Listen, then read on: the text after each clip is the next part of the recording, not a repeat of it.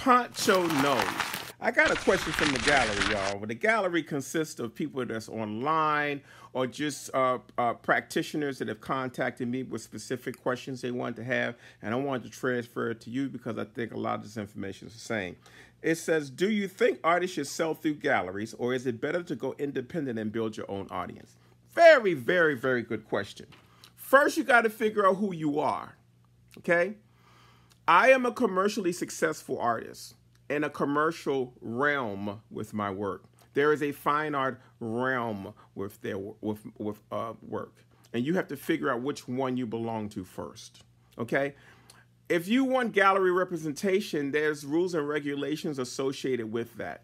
When you're commercially successful, however, you can navigate through as many of those things as you want. Now, that's not to say that a person on the commercial track can't make a transition into the fine, but it's very, very difficult.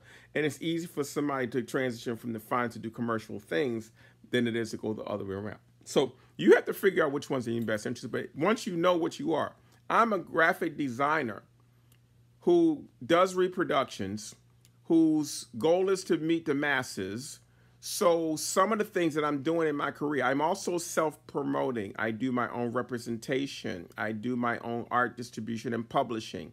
So there's certain people that don't want to deal with me because I do those things. You have to understand what your performance is and your connection is, okay? Once you get that, then you can make an association.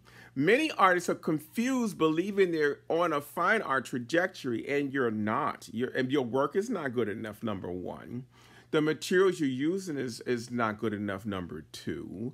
And you finding representation is going to be like a needle in a haystack because you're too isolated to find them. And they're actually looking for your reach before they're even interested in you. Yes, things change all the time. The thing that happens now is that artists have a social reach and they have social connections. So when I was coming through between 80 and 2006, that was before the internet. How did my work get in 500,000 homes during that period of time? Reproductions, representation, different types of art shows. But I was able to navigate through all of that myself without a third party or second party. I have had second and third parties involved, okay? At this stage of my life, I can choose which one I want. But I am not clearly on the fine art trajectory. Fine artists and I don't really follow the same rules.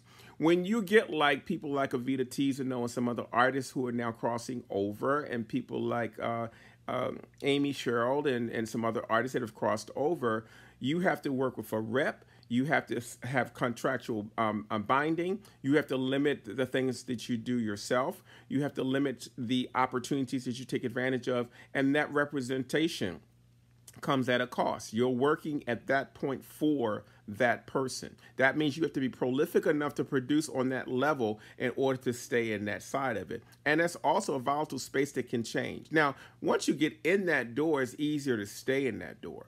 Some people on the commercial track will never get on that other side. So you have to choose which one's best for you, but it starts to making an assessment of what you're doing now. If you have reproductions and you're going to shows and you're participating in neighborhood shows and you're doing pop-ups and all that other stuff, 9 times out of 10, you're not on the fine art trajectory.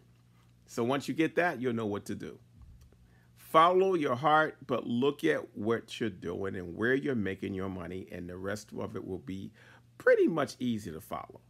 If you compare the two, you will stay confused. Poncho Knows.